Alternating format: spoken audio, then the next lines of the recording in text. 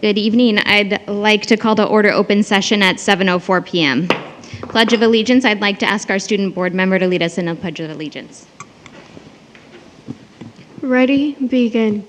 I pledge allegiance to the flag of the United States of America and to the republic for which it stands, one nation, under God, indivisible, with liberty and justice for all.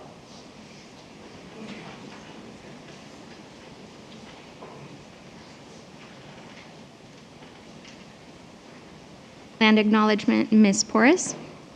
We acknowledge that our district is on the ancestral land of the Cahuilla people, with whom we have a long-standing partnership.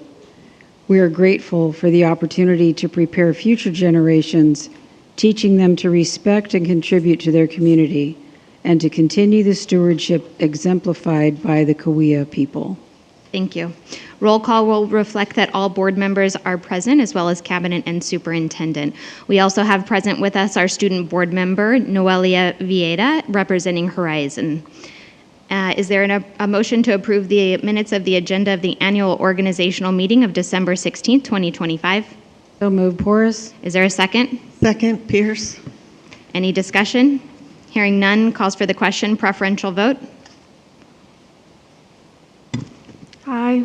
Thank you. All those in favor say aye. Aye. Any opposed? Any abstentions? Motion carries 5-0 with one preferential vote. Annual organizational meeting. For this section of the meeting, our student board member will not be voting. Board of Education President. After 2 years, I would like to make the motion for board president to be Trustee Alvarez. Is there a second? Second, Porras. Thank you. Any discussion? Hearing none, calls for the question. All those in favor say aye. Aye. Any opposed? Any abstentions? Motion carries 5-0. Before we move seats, I do have a presentation for President Watson. We, on behalf of myself and the board, would love to give you this to hang on your wall next to the other one that you have. Hopefully they're the same color and it matches and blends really well. But thank you for your service. Thank you for your dedication to the board and for giving all that you do. We really do appreciate you so much.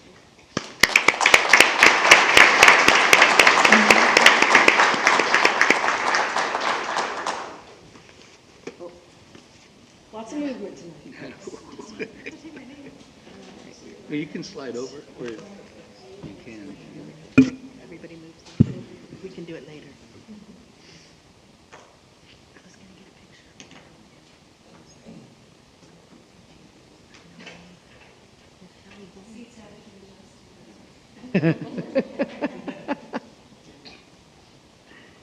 Okay, moving on to the next item. Is there a motion for vice president / clerk? Move approval for Dr. Kylie Watson to be vice president. Second.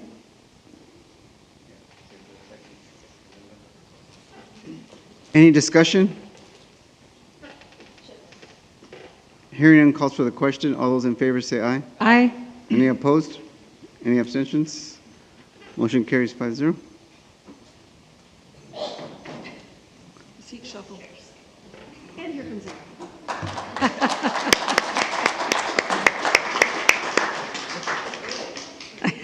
I know, right?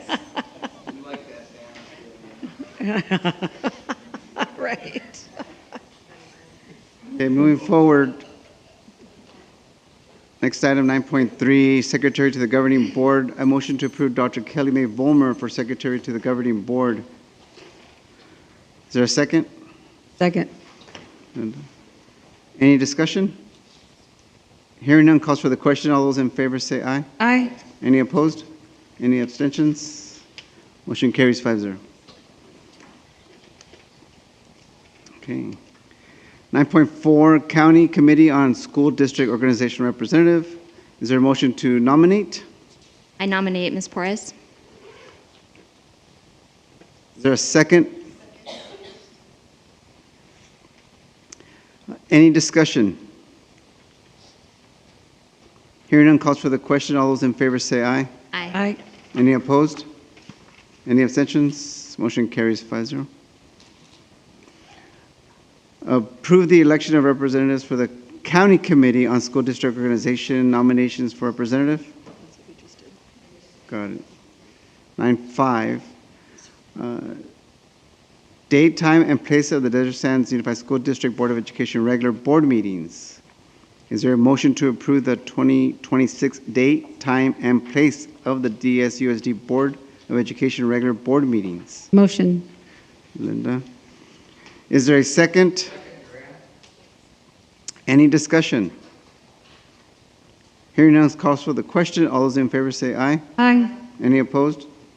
Any abstentions? Motion carries 5-0. Certification of signatures. Is there a motion to approve the certification of signatures? Motion. Linda. Is there a second? Pierce. Any discussion? Hearing none, calls for the question. All those in favor say aye. Aye. Any opposed? Any abstentions? Motion carries 5-0. Okay, moving on to 10, approval of minutes. Is there a motion to approve the agenda of the special meeting of November 13th, 2025? So moved, Pierce. She's number 3. Is there a second? Watson. Any discussion? Hearing none, calls for the question. All those in favor say aye. Aye. Any opposed? Any abstentions? Motion carries 5-0. Is there a motion to approve the agenda of the special meeting of November? Yep. Any motion to approve the agenda? Oh, it should be minutes, sorry. Typo. Yeah, no, thank you. Minutes of the special meeting of November 14th. So moved, Porras. Porras. Is there a second, please? Second, Pierce. Pierce. Any discussion? Hearing none, calls for the question.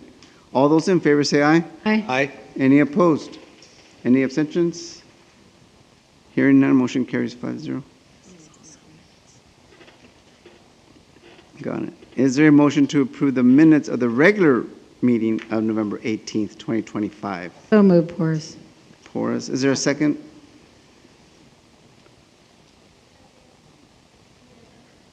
Okay. Student board member. Any discussion? Hearing none, calls for the question. Preferential vote. All those in favor say aye. Aye. Any opposed? Any abstentions? Motion carries. Board meeting addenda, Dr. May Vollmer. There are none this evening. Thank you, ma'am. Approval of the agenda. Is there a motion to approve the agenda of the regular meeting of December 16th, 2025? Make a motion, we add that. Second, Pierce. Any discussion? Hearing none, calls for the question. Preferential vote. All those in favor say aye. Aye. Any opposed? Any abstentions? Motion carries. 13, community staff student recognition. Dr. May Vollmer. Yes, I'd like to invite Dr. Borgen up to introduce the things that he's going to introduce. I guess it's not a secret anymore, right? Yeah. Thank you. Thank you, Board President Alvarez, Board of Trustees, Cabinet, for allowing me to stand up in front of you and recognize 3 outstanding Desert Sands Unified School District employees as our Employees of the Month for December 2025. First off, our Classified Employee of the Month, and you know I want this all to be a surprise, right? But this person comes from personnel and somehow it's not a surprise. Our Credential Analyst from Personnel Services, Yanni Salehi.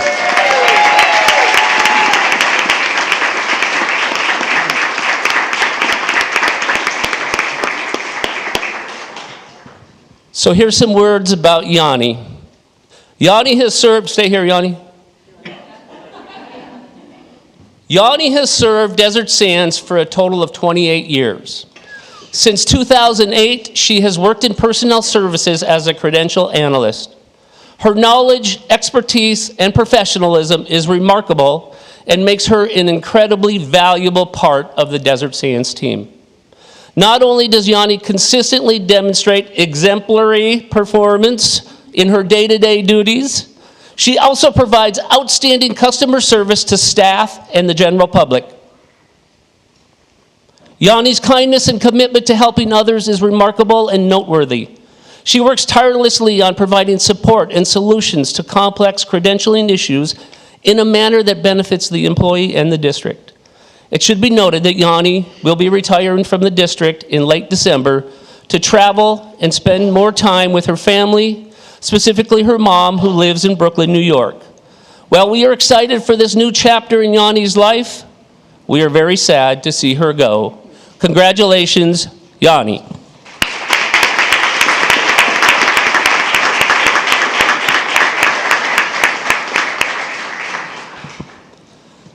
Our certificated employee of the month, teacher from Lincoln Elementary School, Allison Brown.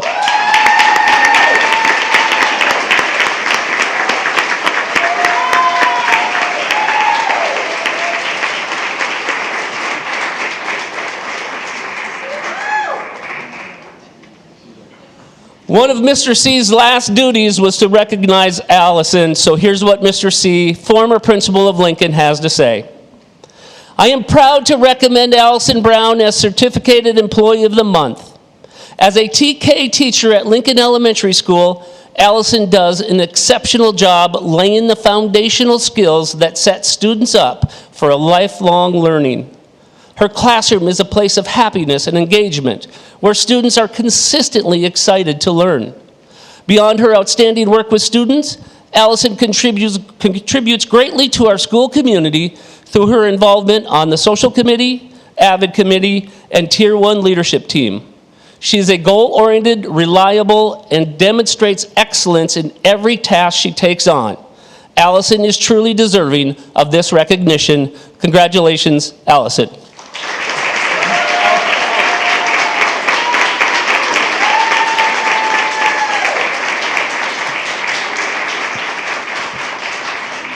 And our final recognition is our Management Employee of the Month. She's not here, but I'm still going to read, and I'll make sure that she gets her certificate and golden apple. Principal of Page Middle School, Nicole Aguirre.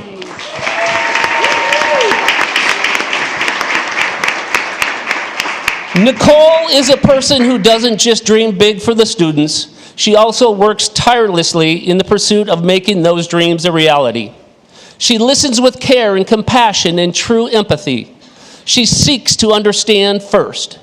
She takes the time to share ownership of the dreams and processes necessary to make her school and the world a better place. She has walked into a middle school in our district that was hurting, not just from low enrollment and staff turnover, but also emotionally, from so much loss and change. She built trust with her staff. She built capacity for them to see themselves as leaders, and she has instilled a feeling of hope at the school site that cannot be ignored. In just 2 short years, Nicole has worked with her staff to rebrand the school, have all her teachers trained in project-based learning, has increased electives for students, has created career pathways that will funnel into the high schools, and she has created a culture that believes in positive communities, collaboration, inclusive learning, and a future-oriented, innovative mindset. Additionally, Page Middle School was just named a National Schools to Watch, where she and her amazing staff were recognized and celebrated for demonstrating high performance in the key areas of academic excellence, developmental responsiveness, and social equity. She deserves to be recognized for all she does, even if she hates being in the spotlight, because she is a true leader who leads with honesty, integrity, and passion. Congratulations, Nicole Aguirre. Thank you. Okay, introduction of new or recently promoted employees, Dr. May-Vollmer. Yes, I'll turn it over to Dr. Hyde. Okay, good evening, everyone. It's my honor to introduce 3 new management appointees. First and foremost, I'll start off with Craig Christensen, the new principal at Desert Ridge Academy.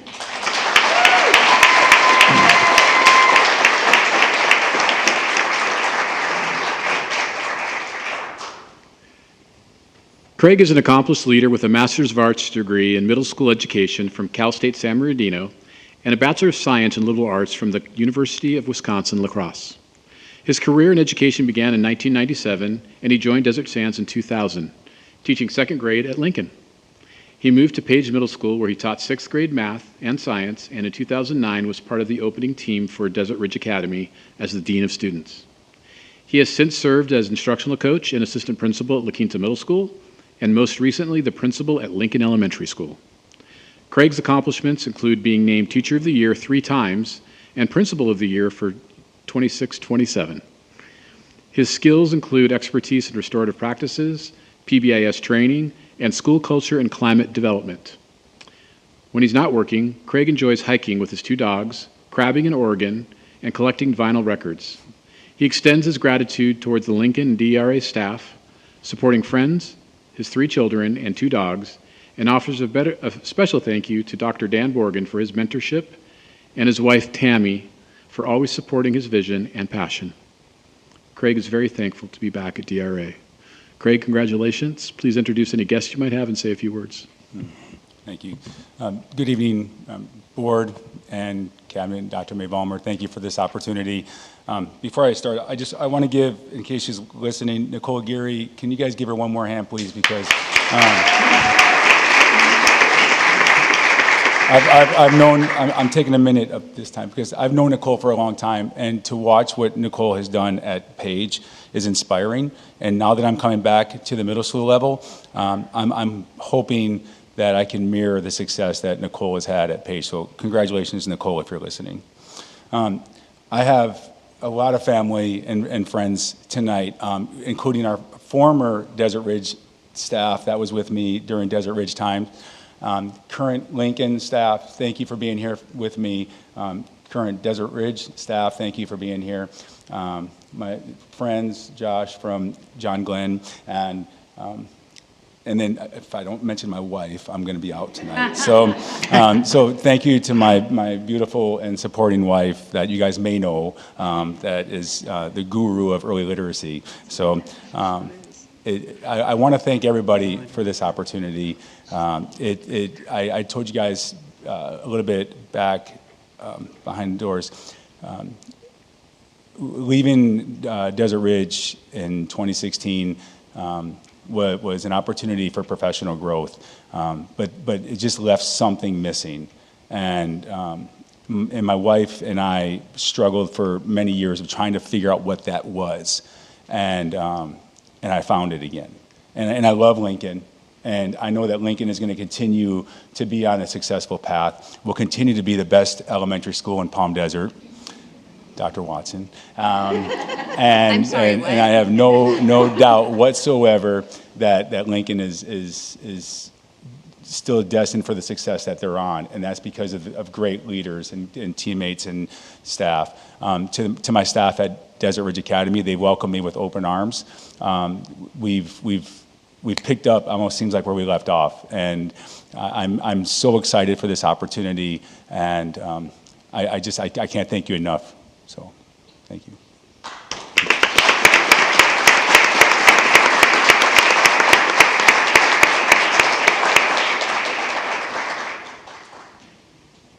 Next, it's my honor to introduce Molly Farron, a new program specialist in student support services.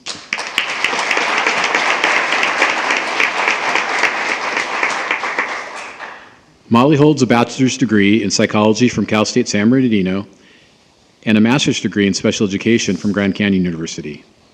Her career began as an ABA therapist before she joined Desert Sands, starting as a paraeducator. For the past 7 years, Molly has served as an educational specialist at Colonel Mitchell Page Middle School. Molly's greatest strengths lie in recognizing student potential and building strong partnerships with parents and colleagues to ensure student success. On a personal note, Molly is a local. She grew up in the Coachella Valley and attended Desert Sands School. She also raised 5 children who attended our schools. In her free time, she enjoys live music, sports, travel, hiking, camping, and spending time with her children, grandchildren, and 2 pugs. She would like to offer a special thank you to her husband, Mark, for supporting her academic and professional journeys. We are proud to celebrate Molly Farron and her continued commitment to the Desert Sands community. Molly, congratulations. Please introduce any guests you might have and say a few brief words. Thank you so much. My son Mark is here this evening. I'd like to thank the board members and the cabinet and the superintendent for this opportunity. I am so excited. I'd also like to thank my colleagues in Student Support Services who have been so welcoming, and I want to acknowledge my Page team, my Page family, who were difficult to leave. You heard all the wonderful things they've been doing, but they supported me in this journey that was about growth for me, so I appreciate that. And as you mentioned, I grew up in Desert Sands schools, and I raised 5 children, Mark being one of them, and I'm just really, really grateful for the opportunity to serve in the community. They gave me so much, so thank you.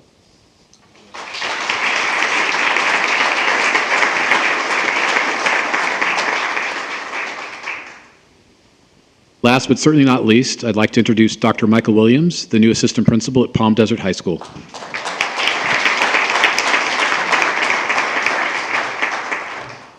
Dr. Williams brings an extensive background in both education and professional athletics. He graduated with a Bachelor of Science in Sports Medicine from Pepperdine University, earned his Master's of Arts degree from Hope University, and a doctoral degree from the University of Illinois. For 14 years, Dr. Williams was a classroom teacher, instructing high school chemistry, AP chemistry, anatomy and physiology, and coaching golf, baseball, and volleyball. For the last 14 years, he has been in secondary leadership positions, successfully supporting high levels of academic growth at every level. A fun fact about Dr. Williams is his history in professional golf. He received a Division I scholarship to Pepperdine and later became a club PGA professional at Newport Beach and Seacliff Country Clubs. Dr. Williams is married to his best friend, Anne, of 35 years. They have 4 wonderful adult children and 5 fantastic grandchildren. He shares that he is very excited to be a part of the Team Desert Sands and is looking forward to serving our terrific staff, students, and family. Dr. Williams, congratulations. Thank you. Please introduce any guests that might be here with you and just say a few brief words. Thank you. My best friend is not here today. She's in Texas. So we are enjoying our empty nest, but we are also visiting our grandchildren and children. She's out there in Texas right now. So good evening, Board President Alvarez and Board Vice President Dr. Watson, Board Trustees and Dr. May Bulmer. Thank you very much, and Executive Cabinet. I am very excited and honored to be standing in front of you to be the next Assistant Principal for Palm Desert High School. So this high school is not only a high-achieving high school, but it has a heart, it has pride, and has commitment to excellence. And first, I would like to thank the board for putting their trust in leadership and unwavering support to our schools. Your dedication to the students and the staff and the community creates the foundation that allows schools like Palm Desert to excel. To our superintendent and executive cabinet, thank you for your confidence in me. I don't take this responsibility lightly. I am excited to contribute to the continued success of this outstanding school. Palm Desert High School is a place where excellence is expected, achievement is celebrated, and students are supported to be their very best. It is also a campus where staff goes above and beyond, and where the school pride is felt right when you walk onto the campus. To the students, I look forward to supporting you, cheering them on, and celebrating their successes. To our families, thank you for your tremendous support and partnership in your school's educational journey. As an assistant principal, I look forward to serving side by side with Ms. Say, great principal over at Palm Desert High School, empowering staff, ensuring every student feels seen, valued, and challenged to grow. I'm proud to be here. Great, thank you for the opportunity, and I'm ready to get to work. So thank you.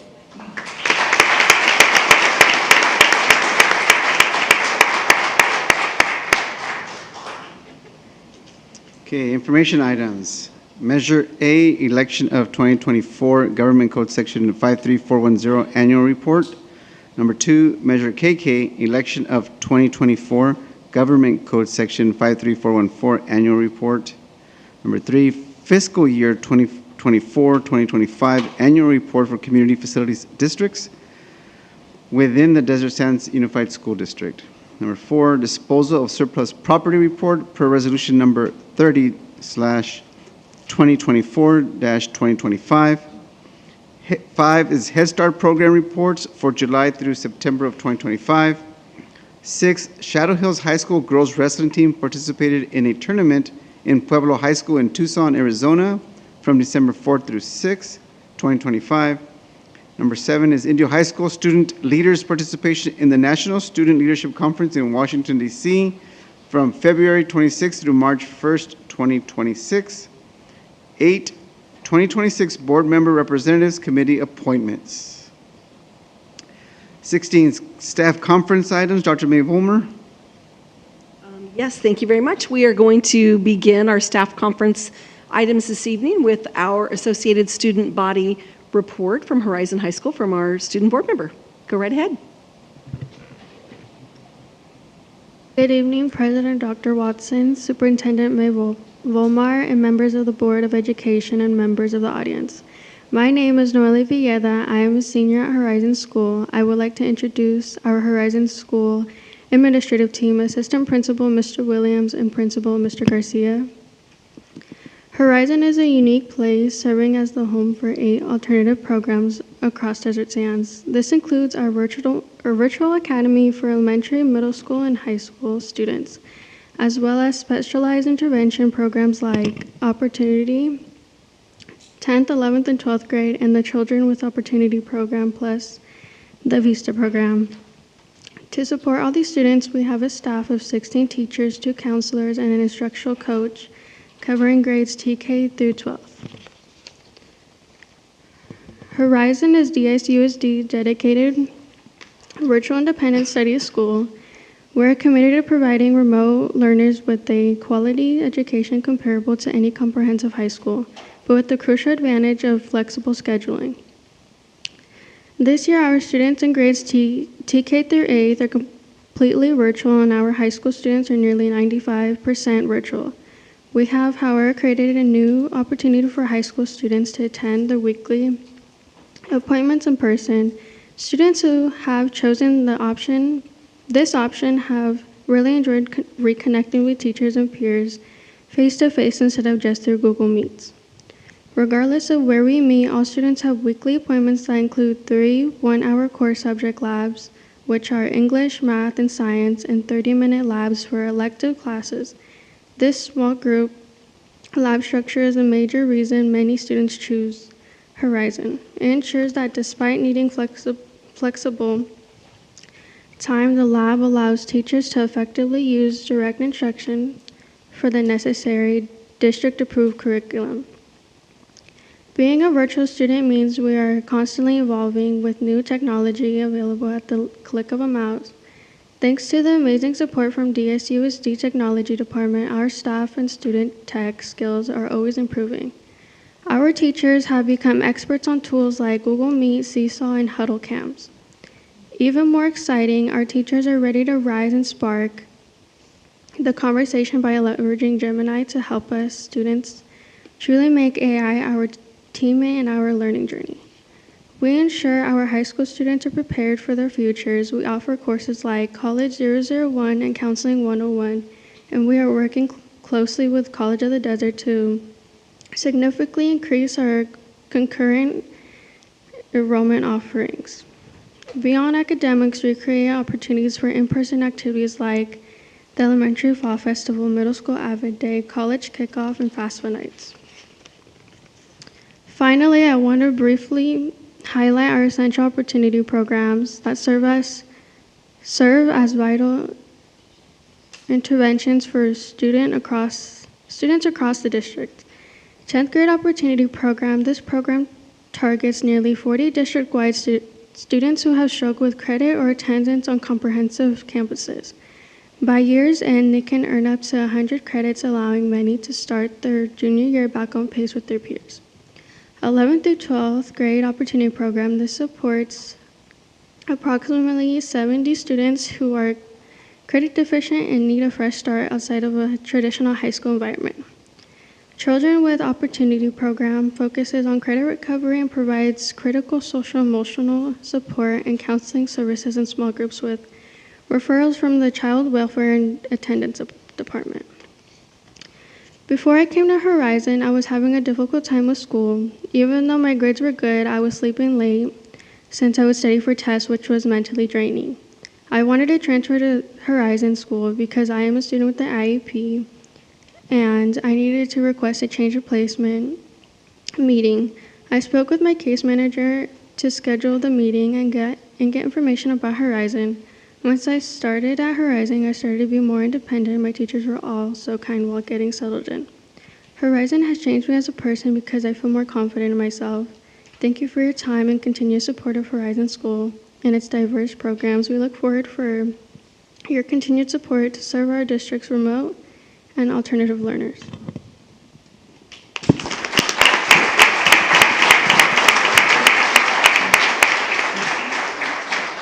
Thank you so much for that report, and I know I speak for all of the board members when I say we're so proud of you and your service here on the board and what you're doing as a student at Horizon, and we appreciate so much you being a part of our board for the last couple of meetings, and we have a plaque that we would like to give to you.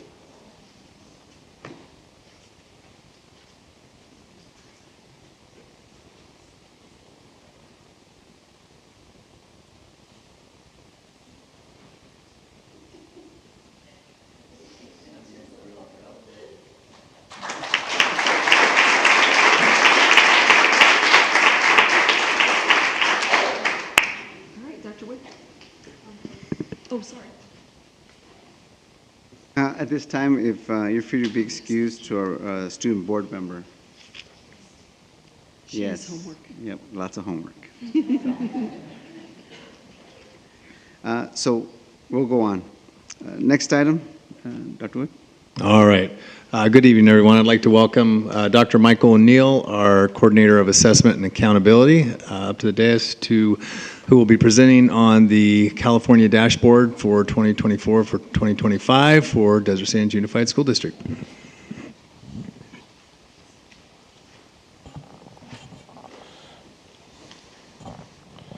Good evening, ladies and gentlemen of the board. Tonight I'll be sharing our district performance data from the state indicators on the 2025 school dashboard. The state indicators are measures of school and district success for 14 student groups to help us identify areas of success and improvement. Tonight we'll be looking at district data. School level data and highlights have been shared in last week's Friday's letter, and that same data is also available on the California School Dashboard website. The California School Dashboard is California's accountability system. The dashboard measure includes multiple measures of the 8 LCFF state priorities that drive our local control accountability plan, or LCAP, to support unduplicated students. The dashboard includes 2 types of performance indicators, local and state. Local indicators are shared with the board each June with the adoption of the LCAP and are publicly reported through the dashboard website each year. State indicators include measures for 4 LCFF priority areas using data gathered from state assessment results and data reported through California's Longitudinal Pupil Achievement and Data System, also known as CalPADS. Tonight's presentation will focus on the state indicators. So let's begin by looking at our academic indicators, which include English language arts and math. The academic indicators for English language arts and math are calculated based on student achievement on the 2025 dashboard, between 2025 Smarter Balanced Assessment and the California alternate assessments. These are both based on the California state standards for English language arts and literacy and for mathematics. They are administered to students in grades 3 through 8 and 11. The academic indicators measure how many scaled score points each student is from meeting standard and to create a distance from standard, or DFS. Every student's DFS is then averaged to create an overall DFS for each student group. The ELA DFS for Desert Sands is 34 points below standard with a very strong growth of 5.2 points. This represents a significant step forward. We are currently at yellow performance color. By comparison, students across the state scored 8.1 points below standard and are also maintaining a yellow performance color. This 5x5 shows the English language arts placement for Desert Sands for all of our student groups. To be included on this graphic, a student must have at least 30 students, which is why you will not see placement for Pacific Islander and American Indian students. Regardless of the indicator, all 5x5s can work the same way, where the top and the right is where we want to be, because the top represents the best level and the right represents the best growth. So that's how we kind of want to look at these. And what we can see here is that we have many student groups who are scoring above standard on average, which is a celebration. We do, however, have some student groups who are in the very low status, which include our English learners, our long-term English learners, our homeless students, and our students with disabilities. This graph represents English language arts performance ordered by DFS across all of Riverside County Unified School Districts. Desert Sands, which we can see there highlighted in red, is currently ranks 9th with an overall color of yellow. On these charts, the overall dashboard color is indicated by the bar. In the case of a gray bar, that would indicate that that particular district did not have enough students to obtain a color this year. Here we see mathematics results for Desert Sands and the state. We're currently 77.5 DFS points below standard with a good gain of 2.2 points. Although we maintain an orange level overall color, this marks a good step forward. By comparison, the state scored 42.4 points below standard. Here is our math 5x5 placement for Desert Sands student groups. We have some student groups scoring above standard, which is an overall highlight. We do, however, have 4 student groups in the red, which would be our English learners, LTELs, African American students, and homeless students. We currently rank overall in 9th within Riverside County. The next state indicator is the English Language Progress Indicator, or ELPI, and that's another measure of LCFF Priority 4. This indicator is unique as it only includes English learner students. The LP is calculated by the individual student's growth from achievement from one year to the next, so from 2024 to 2025. And in order to be included in this indicator, a student must have 2 years worth of LPAC scores. What we are looking for with this one is we want to see a student make a minimum level of growth from one year to the next. And all students who make that minimum level of growth or obtain the highest performance level are considered as making progress. So here we have our Desert Sands versus California. We are currently at 45.8% of our students are making progress versus 46.4% for the state. Overall, we are currently at a yellow performance level for English learners. For the subset of long-term English learners, who would be English learners who have been in the program for 7 or more years, they are currently orange. We rank 8th within the county for LP. Last year, we were 9th, so we have moved up 1 place. Our next set of indicators are so here we have our college and career indicator, which is calculated based on the number of students who are prepared based on a number of different criteria on the California dashboard. In order to be included, a student must have 2 years worth, must have graduated high school and met different types of indicators such as AP exams, CTE pathways, A through G completion, IB scores, and CAF scores. Currently, we have 56.4% of our students who are prepared versus 51.7% for the state. We made significant growth of 4.5%, and we're overall green for this indicator. As we can see, we have some of our student groups who are meeting high or very high levels of preparation. Currently, we have no student groups within red, and I would also bring attention to, in order to be included in this chart, there had to be 30 students in last year's graduating class in a given group. So as a result, some of the smaller groups, such as African American and Native American students, do not appear on this particular slide. We currently rank 7th within Riverside County. Our next set of indicators for student engagement are aligned with priority area 5 and include graduation rate and for high school and chronic absenteeism for K-8 schools. Graduation rate is defined as the percentage of students earning a regular high school diploma in 4 or 5 years. Students earn a certificate of completion, an adult education diploma, a GED, or pass an equivalency exam are not considered graduates for the purpose of this indicator. We are currently at 93.7% graduation rate with the green performance level.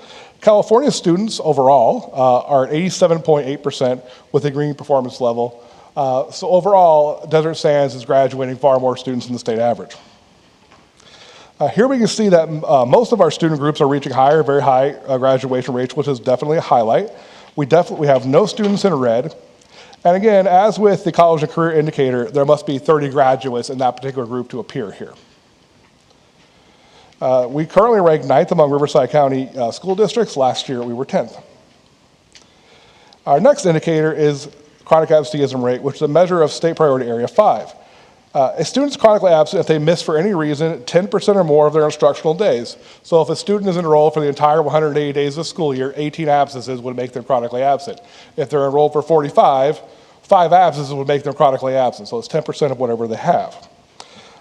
This indicator is reversed compared to many we've seen before, so we want low numbers. We want things to be decreasing. So while there have been significant declines in chronic absenteeism rates, we still see high rates across the state.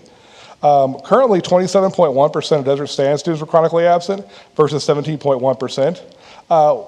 Where we do see the positive is that we are declining in that rate, improving, in other words, by bringing it down a little bit faster than the state average. So we're catching up a little bit.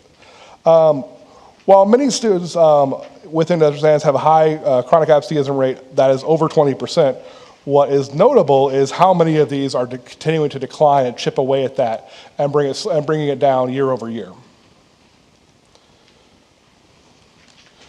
Desert Sands currently ranks 13th in chronic absenteeism within Riverside County.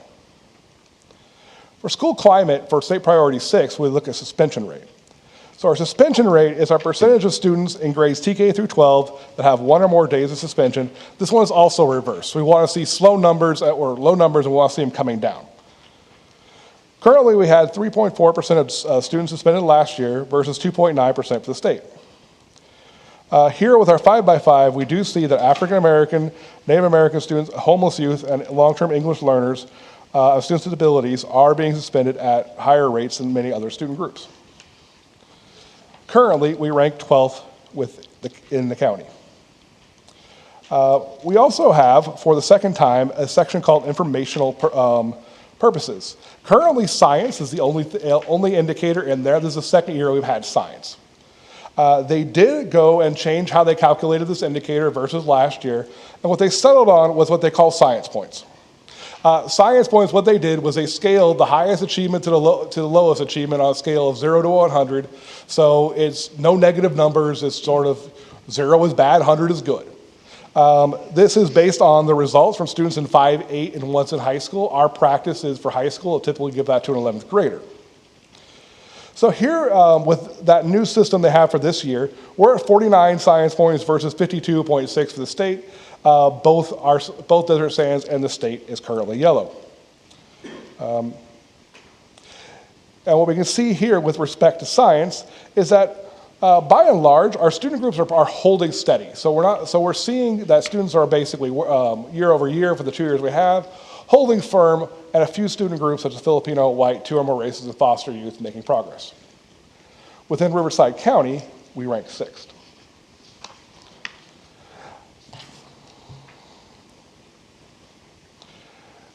So the results of the California School Dashboard are also used to determine a district's eligibility for what's called differentiated assistance.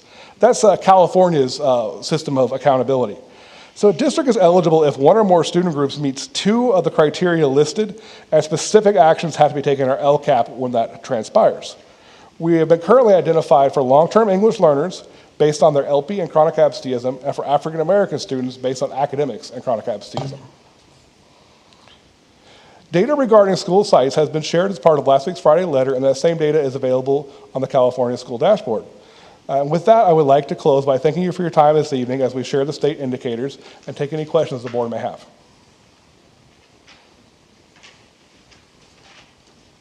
I think we're still digesting it down here, but it's all right. We can, well, yeah, it's pretty quick. I can always skip ahead. You know, Dr. O'Neill, I'd say what a fantastic presentation. I always like to see how we compare with the other districts. That's a particular,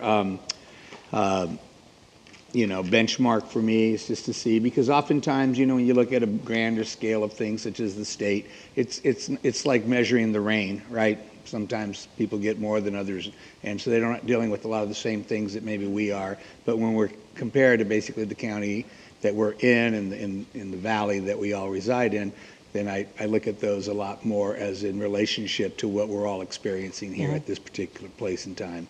So I want to thank you for a wonderful presentation and taking the time. And later down the line, I might have some questions, but I'd be happy to bring them forward to staff at that time. Thank you, Dr. O'Neill. Excellent job. You're very welcome. Thank you. Thank you. I don't have any questions on this, but I do want to thank you for, in the Friday letter, breaking it down by the schools, so we didn't have to go through and figure out what schools were improved and in the green. So thank you for that. Oh, you're welcome. Yes, just a few things I noted. I got a chance to see some of that detailed data, and thank you for all the data you provided us. Just some shout outs to some school grade levels specifically who are standing out. NELA Madison School, 4th grade. They went up 58 points. Johnson, grade 3, went up 45 points. Truman, 4th grade, went up 45 points in ELA. So commendable growth for those school sites. In math, Horizon, 5th grade, 58 points. Horizon again for 11th grade, 56 points. Hoover Elementary, their 4th grade team, they went up 39 points in math. And that's a difficult thing to do. So just a shout out to them. I had an opportunity to also see the Tableau growth report. For those of you who keep track of Tableau, they provide a lot of information. In ELA, DRA was noted for going up 27 points as a school site. So DRA is doing a good job on last year's data. Lincoln Elementary went up 26 points. For math, DRA was up 12 points. So just some shout outs to the efforts that the individual teams are doing. We get a lot of reports that talks about how schools are doing, but it's important to note that those schools are made up by the individual grade levels and individual classrooms that are supporting that data. So I just want to do a shout out to them, and thank you, sir, for the detailed information you provide us. Oh, you're very welcome, and there's definitely some things there to celebrate. Thank you for your report as well. I did appreciate the individualized school reports to see where some strengths and kudos should go to and find out, what they're doing that's helping so much. And we have, a lot of room for improvement, and we know that, and we're still working at it really hard to help the kids make improvements, and especially in certain groups, targeted groups. I wondered on the science, since our society is so focused on STEAM skills, they take it in which grades? They take it in 5, 8, and 11, which is interesting in that what you're doing in those grades, you're testing 3 years worth of science in a single year. So in the 5th grade, there are things that are taught in 3rd grade that are being heavily tested, and that does definitely present a bit of a challenge for those teachers as well. And what we can see is we're kind of right on track with the state.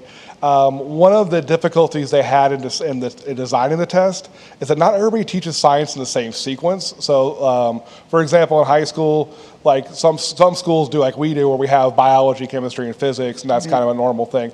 Other schools offer integrated science. So based on those different ways, it's a very hard test to design. Yes. Yeah. I just, as a board member and a former teacher, I would like to see our district embrace more of promoting the science fair, the actual skill of doing a science project and so forth. Back when I taught, it was like almost mandatory that everybody participate, or at least every elementary teacher at least did a classroom one, so kids were introduced to the whole process. And I've mentioned it before, and I really, the number of projects we get in the last 2 or 3, 4 years fits in the bottom of the level of the DEC North versus needing the fairgrounds in past years to display our projects. That's how many entries we got. And then when you go have the science fair projects, there are 2 or 3 schools that really stand out as they embrace that and they really focus on teaching that. And I'm wondering, I'll look up and see how they did, because they always have a lot of entries. And I just think it's really important, because that's the fun part of science, at least in elementary, where my experience is actually doing things and seeing it yourself. And with all our great science kits that we have and everything, I know with all the things that teachers have to teach and all the requirements and the curriculum, it is difficult, but I think it is important. But thank you for that, and if I have other questions, I'll reach out. Thank you. You're very welcome, and thank you for the feedback. Thank you, sir. You're very welcome. First, yes.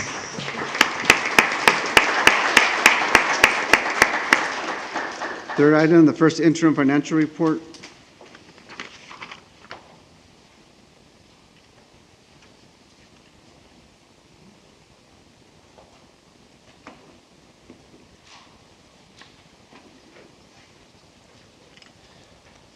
Good evening, President Alvarez, members of the board, Dr. May Vollmer, and my fellow colleagues on cabinet.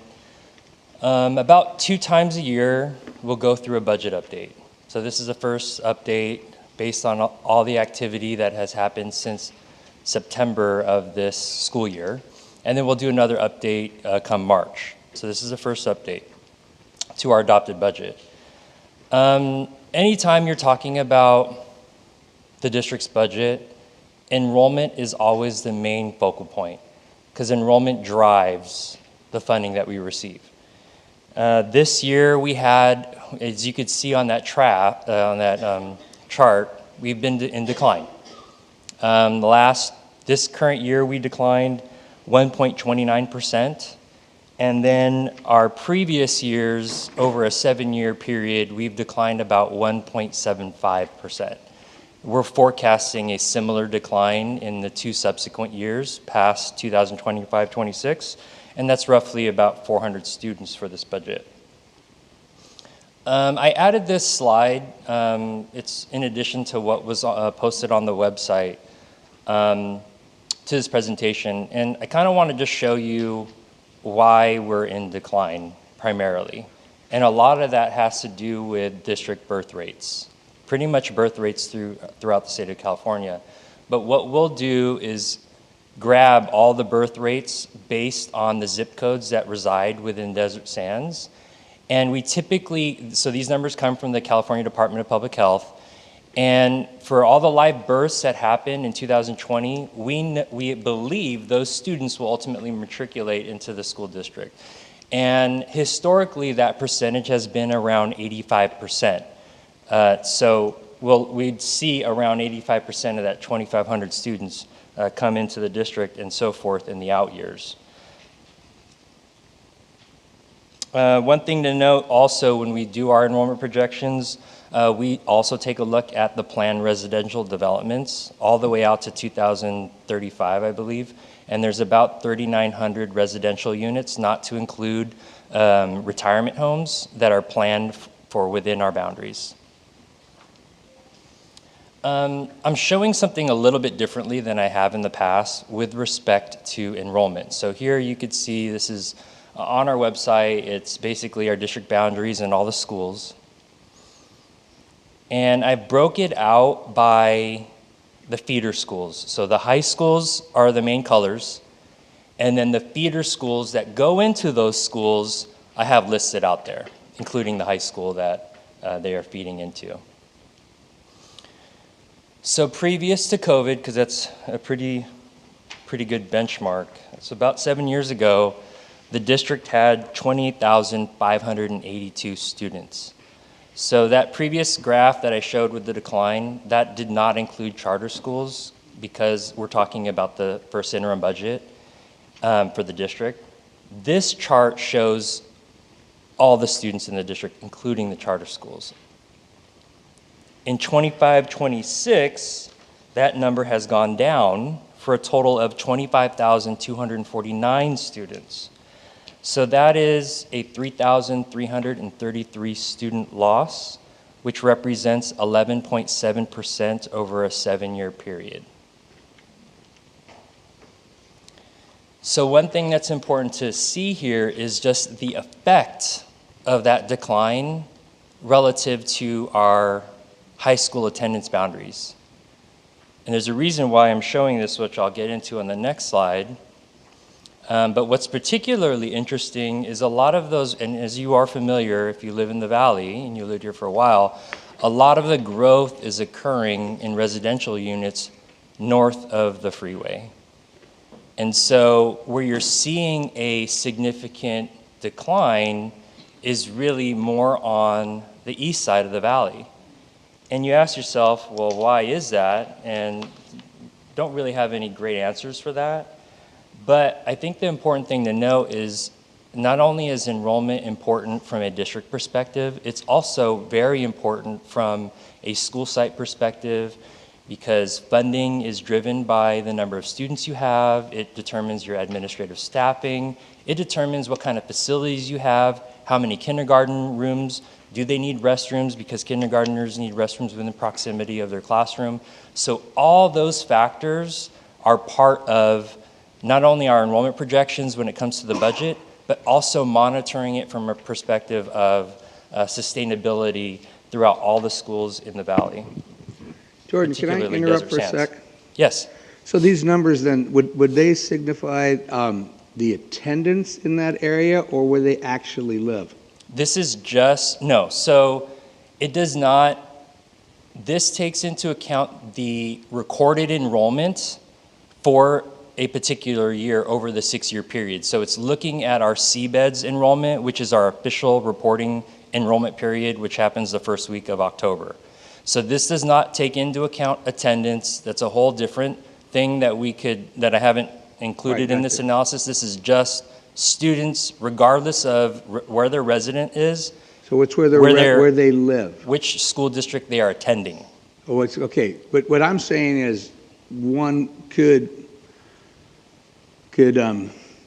maybe imagine that there could be more students that tend to go one direction than another. In other words, what I'm trying to say is, where do they act? Is this telling me where they live, or where do they go to school? No, so I'll just give you an example. Yeah. In the feeder area of Palm Desert High School, there are some schools that might have a breakdown of 65-35, meaning that 65% of their enrollment is resident kids, and then 35% of that student enrollment is coming from all parts of the district. Sure. That don't necessarily reside in their school. So the other thing that's important to note here is that we've taken a very active approach over the last 3-year periods about making sure that we can accommodate and house students based on transfers, right? Because the district, the community, the board has just passed a $675 million bond. And at the end of the day, when it gets to a place where we're modernizing those facilities, we have to look and make sure that the capacity is there and that they're proportionally balanced, right? If you have a large kindergarten enrollment and you add 8 classrooms, those students will ultimately make their way throughout the rest of, basically their academic careers. And if we are modernizing that site, those 8 rooms have to be within close proximity. So if the school doesn't have a restroom, then we have to pull plumbing. There's just a lot of considerations that are taken into account. And so when we're talking about declining enrollment, I think for us to take a really holistic approach to how that actually impacts our operations. So it is looking at the budget and the slides in a little bit different perspective than I've presented in the past. Okay. It's just that, when you kind of when I look at a map like this and I think of where, and from my experience, the dividing line oftentimes was considered like Washington Street. And so to say that, in other words, the way I hear it, and it's saying, oh, we don't have as many students on the east end, when if you take it from Washington, you'd be including students that would be, for example, at Monroe and also at I just lost the school I had it here. Like, let's say even Horizon Summit and Colonel Mitchell Page, because they're on this side of Washington. I mean, that's how I see the valley. I think that's how many people see. If you were to say, if I was to go out and say standardly to the folks, we're losing kids on the East End, they'd say, really? And I'd say, yeah, that's what my report says. But if you went to, where's the delineator is what I'm saying. Because based on the map colors that I see, I mean, I see Washington Street and I see still more even, La Quinta High School would be on this side. You say east end, are you saying just east end of our district, like just the Indio area? So I wasn't making any reference to any dividing line, other than there's an east and a west side to this. Right, but there is a map. mentality of that, but when the comment or something comes out that the fact that, like I look up at the slide, and it shows that, there's a 17% decline, so to speak, in certain areas, but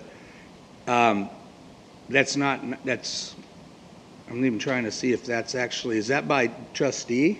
Yeah, trustee That's area. trustee? Yes, by Well, trustee, this is by Kind of. the major Kind of. high, It's the by high comprehensive school. Yeah, high by the schools. comprehensive high schools, right? Yes. Yeah. Okay, so that's because then, there's that thing, like you look at some of the schools, even the ones that are right by the freeway, and you go like, oh, they could be, they're closer to Shadow than they would be closer to Palm Desert. Right. Or they're closer to La Quinta High than they actually are to Palm Desert, but yet they're being considered as a part of those numbers. Yeah, Is how I'm seeing it. Yeah, I think if ultimately I was trying to drive just how it looks from a high school feeder, if I were to show it from an elementary school, it would look significantly different, and you would really see kind of that unveiling of things. Right. But this is just so you could get a general idea of it. Yeah, and that's, I think, important that it be, that it's just really by the high school feeders, and that even looks into a thing where, like, we're feeding further away for some high schools than others that, like, you take Indio High and all of their little schools are within about 2 miles, Right. Right? I mean, pretty much. Okay, thank you. Another thing so obviously we talked about birth rates, but just grade levels in general. What this slide shows you is just the 12th grading, the older the class is, the larger it's been. And you're seeing that when we say a bubble, typically when I think of a bubble, I think something in the middle that's floating through where it's either large or small. This is just, it's larger at the tail end and it's slowly getting smaller. And if we look at, we don't do enrollment projections based on some simple promotion, but just for this purpose, I'll show you how enrollment will affect our budget.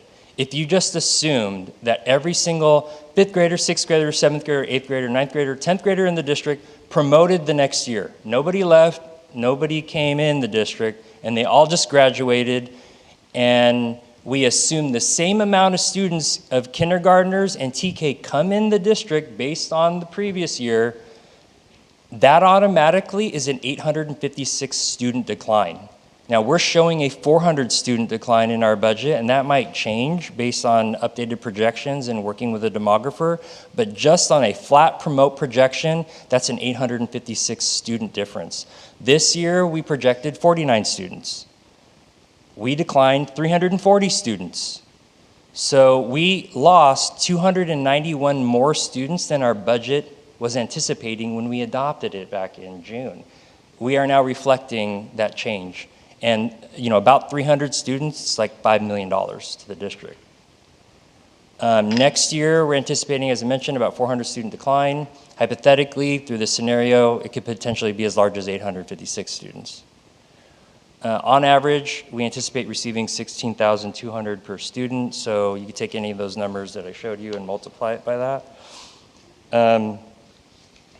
Here is, so I get a lot of questions about fund balance in the district, and when I do, I actually kind of say it with pride as far as the way the district has responded to COVID dollars, the way the board has directed the fiscal sustainability of the district, and has planned how we move and navigate through this environment. And the fund balance has grown. It just simply has, right? Over the last couple years, it's gone up significantly. And that's because you get an influx of $181 million of just COVID relief money. How are you going to not grow the fund balance? Unless you're just going to hire $181 million worth of people and lay them all off in the next year. We're a service industry where 85% of our budget, 80% of our budget is tied in people. Of course that fund balance is going to grow because we're having to strategically plan for an exit strategy when the funds are gone. I've showed this slide a couple years ago. This is all the COVID relief money we received, $181 million of just COVID relief. Then the state has gotten wise to all these fluctuations. You got AI that's impacting their state budget in a positive way. They don't know if it's going to continue. There's a lot, the state's budget is predicated on capital gains, personal income tax, the highest earners in California, 1%. And so when they get this influx of money, they are smart enough to say, you know what, we can't just assume this money's going to go on, so we'll give it to you in one-time dollars, right? Because we can't confirm that we could sustain the program beyond what we're currently receiving. And we get that money back in turn in the form of the educator effectiveness, universal pre-K, all these different programs that you've seen throughout the district, where some of them were hiring staff, some of them were adding a bunch of materials and supplies and professional development. But all of that also is impacting the budget. And when you mix it all together, you get large fund balances, and you can't really paint a picture with the budget with looking at the large numbers without pointing to the story. We've added staffing. We've added about 300 something staff since the COVID year, 314 FTE from 2020-21 to today. Right now, we've added 314 FTE, full-time equivalents. Our enrollment trend has gone down, and we showed that was one of the first slides. So all this influx of money, we know that student enrollment impacts our finances, yet we've increased our staffing. Primarily, we have received a lot of one-time dollars. We do have to spend them on people and services. So we just need to be really cognizant about how we move forward under the environment.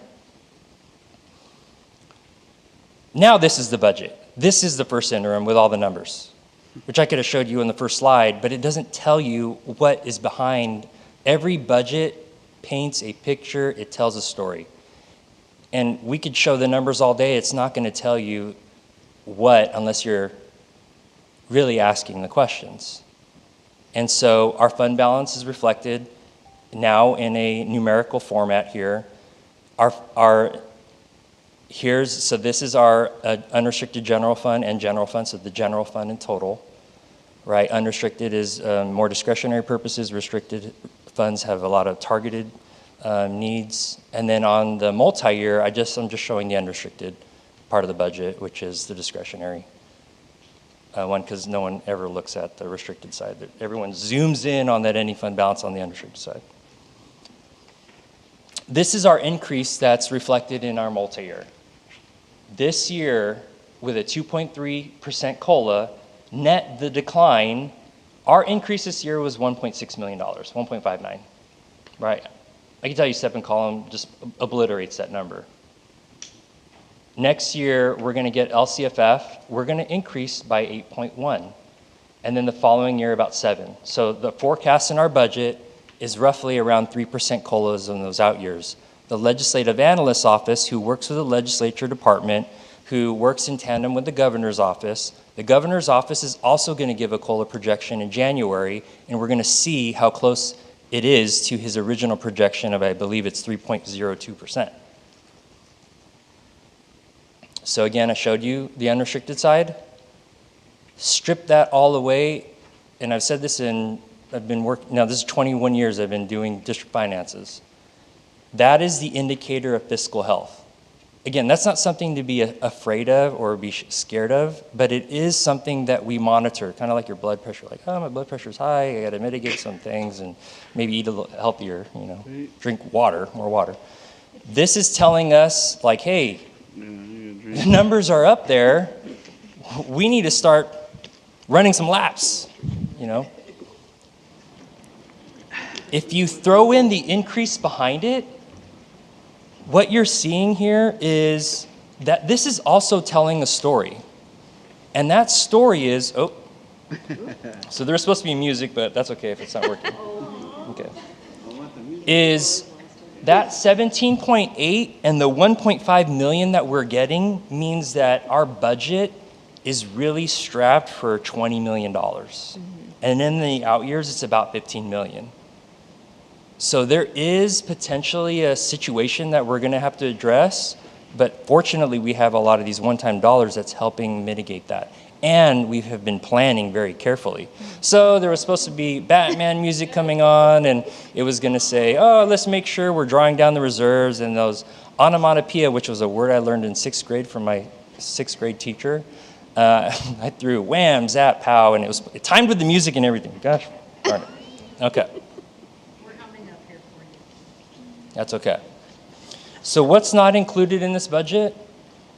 We do not have all the implications through collective bargaining. Right, so CSCA, there's partials in there. DSTA is not in there. Management confidential is not in this budget now at all. The forecasted decline in the COLA next year, based on the legislature's analyst's office at 2.5%, that is also not included. It's at 3.02 right now. And if it does go down to 2.5%, that's an ongoing impact to our budget negatively by $1.8 million. We don't have any larger, we have a 400 student decline. It could be as large as 856.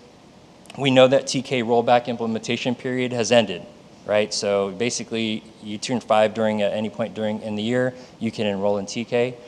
And one positive thing that we are doing to mitigate the impact, right? The only thing that you could mitigate the funding is really getting the students, but the other way is an attendance recovery plan. And both Marcus's office, Laura's office, they have been working hard on developing a plan to get student attendance up in the district, because previous to COVID, it was 94.5%, we're around 91%. So hopefully that plan, which was unveiled to the principals last week, is going to get some traction in the next couple months, and we're going to see some gains. So that's what we're hoping for. Now, this wasn't done by accident, this question and answer slide. That is a runway that I put in AI, because right now we are on a runway and we don't know how far that cliff is going to hold out. It'll hold out as long as we're planning and being careful with it, but it is a runway. And runways don't go forever. That's it. Well, what's to say? Thank you for the report. You always make it very understandable. And one thing I'm hoping for that we heard about at the California School Board's conference a couple weeks ago, I think there's several legislation bills proposed that hopefully they will get some sense and base our funding on enrollment.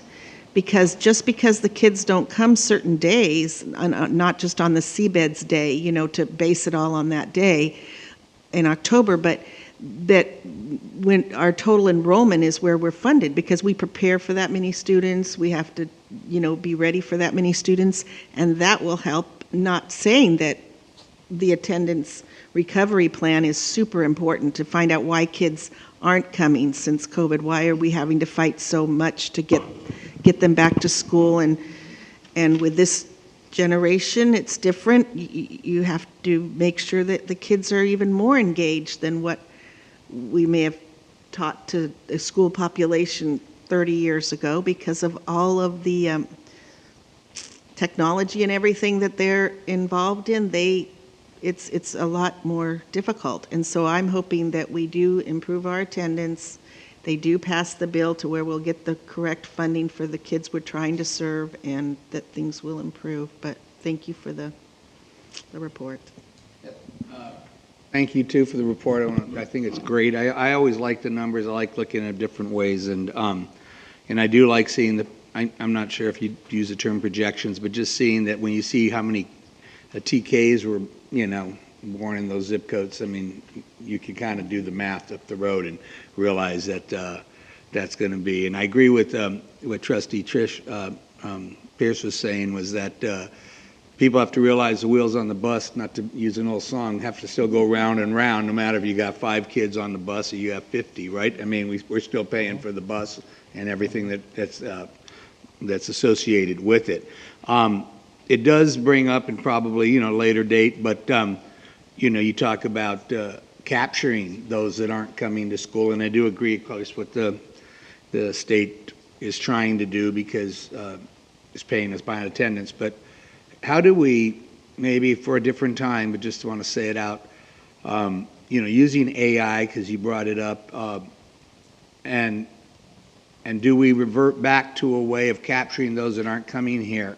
Some of you that may not know, I think we heard earlier from someone who said why they went to from a traditional high school to a continuation high school.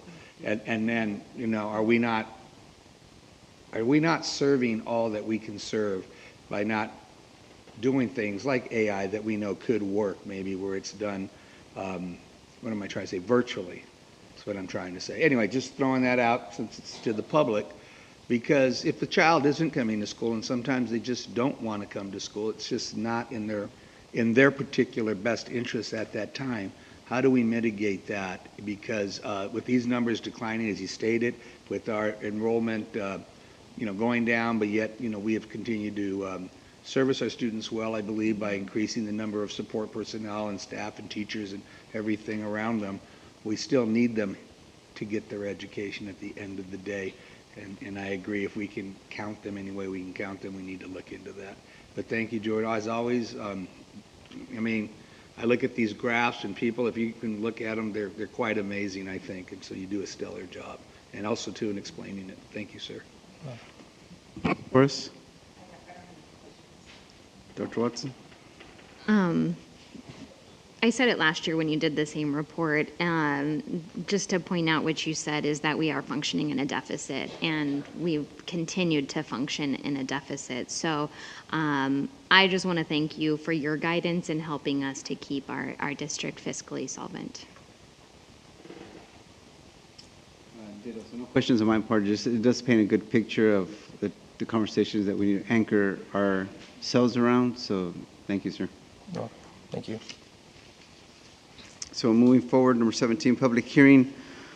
Public hearing number 02-2025-2026, International Baccalaureate Environmental Systems and Societies textbook adoption. Opening up public comments at 8:21 p.m.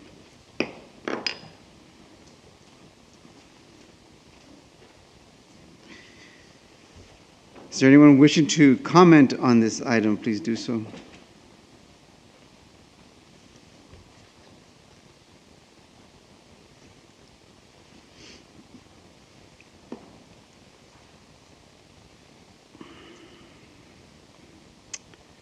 We're closing the public comments at 8:22. Going on to public hearing number 03/2025-2026, International Baccalaureate Math Analysis and Approaches Textbook Adoption. Opening public comments at 8:22. Is there anyone wishing to comment on this item? Good evening, Trina Gonzalez-Alisi, DSTA President. This comment is for both public hearings. I usually comment on public hearings for textbook adoptions. Because I was part of that process. I was on Curriculum Council and helped to select textbooks, and I really appreciate the process that Desert Sands has. I believe that there's a really fair opportunity to present all of the information to the educators as well as the community, because I've seen these tables out here fully stocked for several weeks for anyone to be able to come and look at these proposed textbooks and make their comments. So I really appreciate that. And then also, of course, International Baccalaureate is near and dear to my heart. So I really appreciate that. Thank you. Thank you. Anyone else? Seeing none, closing public comments at 8:23. Board and superintendent comments. Pierce? Yes, this past, I guess it was a month since we've had a board meeting, but there were three important things that I attended, all to do with our area.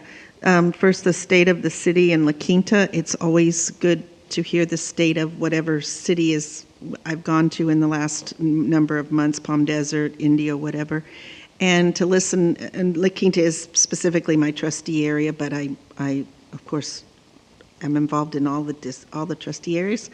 but to listen to what's being planned, what their projections are, what kind of health that our city budgets have, and what is being done that will, there are sometimes things that affect our schools. And in fact, we meet on a 2x2 meeting. It's called two board members go and meet with each city during their time, their city manager, their mayor, and city council people. So that was very enlightening. Also, all of us, 5 board members and the superintendent, we attended the California School Boards Association conference that I mentioned in Sacramento a couple weeks ago, and the funding for enrollment was important. We were able to see some panels of the candidates running for state superintendent of schools, as well as a number of the candidates that are running for governor. They came there and spoke, and it was good to see who was pro-school and that type of thing.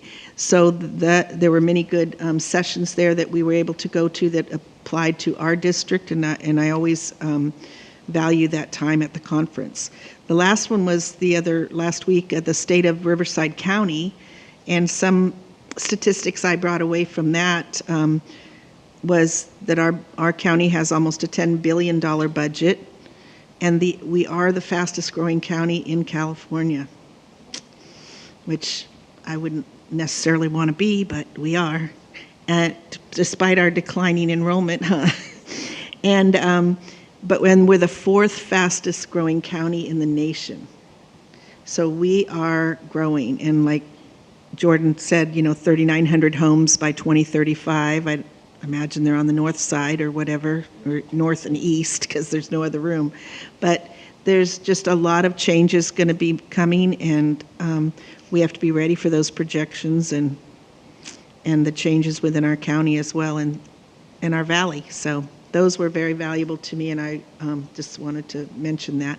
Also, I wanted to wish all the families, staff, families, students, and everyone a happy holiday season, and to spend time with your family and appreciate the people that you love and the people that you're with.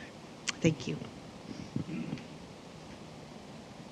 Well, good evening, everybody, and again, welcome and thank you for joining us this evening. I want to begin by just congratulating Craig Christensen over for our principal at Desert Ridge Academy, Molly Farron, the program specialist, and Dr. Michael Williams, who will be the new assistant principal at Palm Desert High School. I also want to give accolades to Noelia Villela, who was our new student board member. She did an excellent job. Also, too, we have a very special person I'll take a moment to say, but congratulations, Yanni Salehi, as they say, on a wonderful career and an excellent opportunity. Ojalá que te vaya bonito, okay? Que no olvides de nosotros. We're going to be here. Basically, I just said I hope it goes well for her in her future and that she doesn't forget about us. But but Yanni has been, I first met her back at Indio High School, working together, and she did a marvelous job. Knew she was going to move somewhere big and fast, and then she was at the DO, and so she's done a wonderful job in HR, and I concur with everybody in this room who probably is going to say she's going to be almost impossible to replace. And I want to take a moment to just congratulate you and tell you I wish you the best all the days, in the future. Take care now.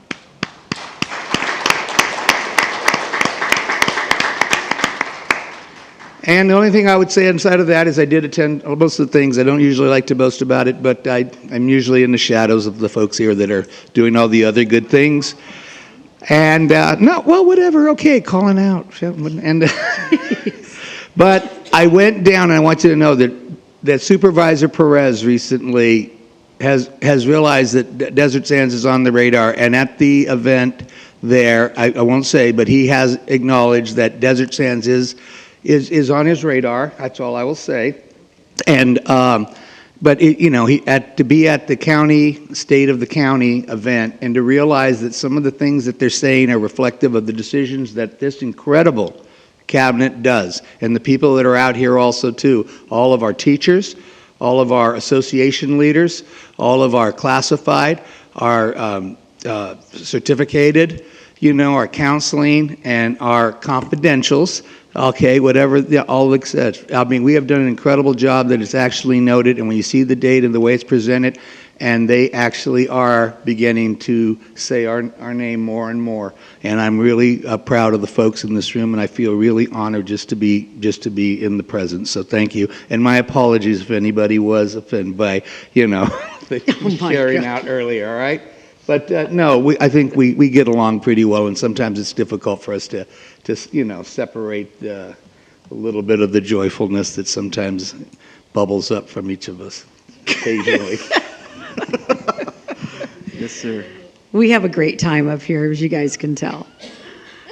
Anyway, yeah, I totally, no, we have an amazing board, and that was very obvious. We went to CSBA, and there are other boards that seriously aren't as good as we are. I mean, seriously.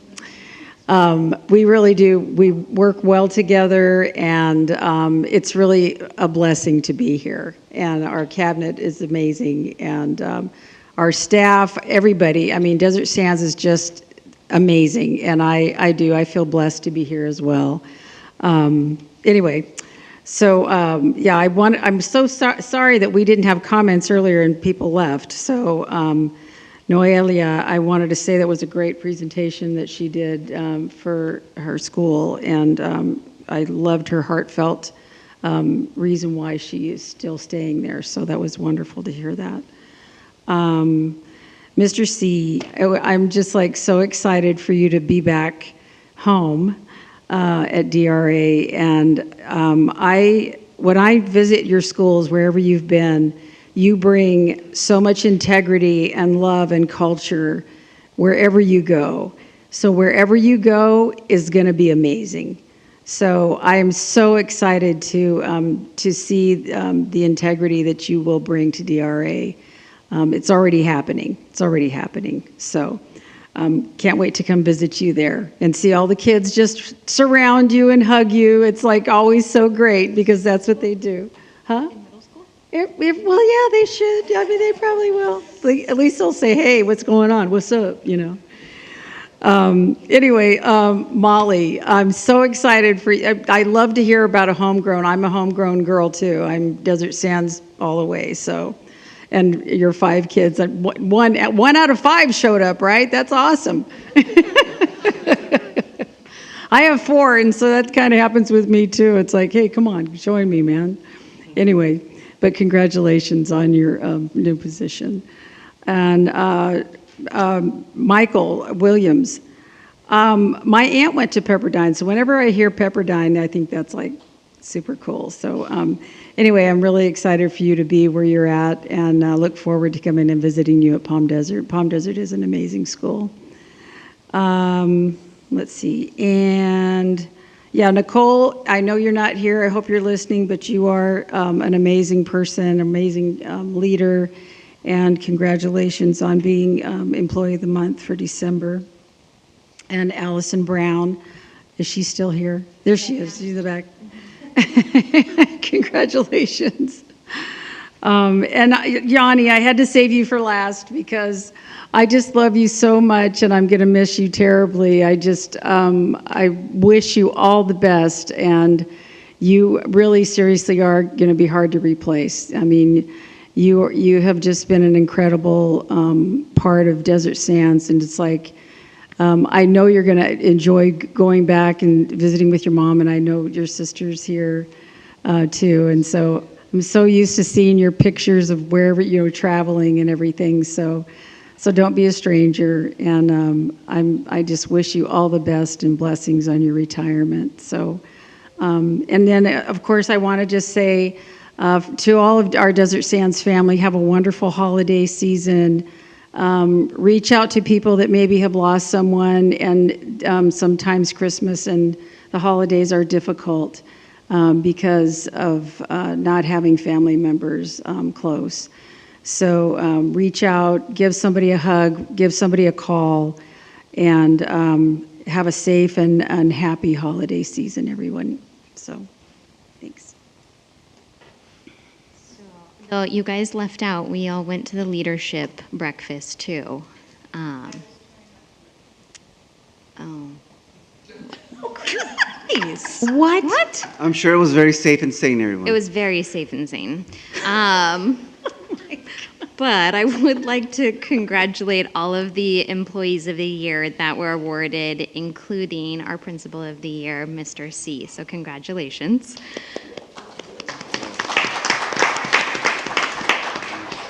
I was able to attend Hot Chocolate with the Mayor at Carter last week. So I want to thank the City of Palm Desert for doing that with the Read With Me program.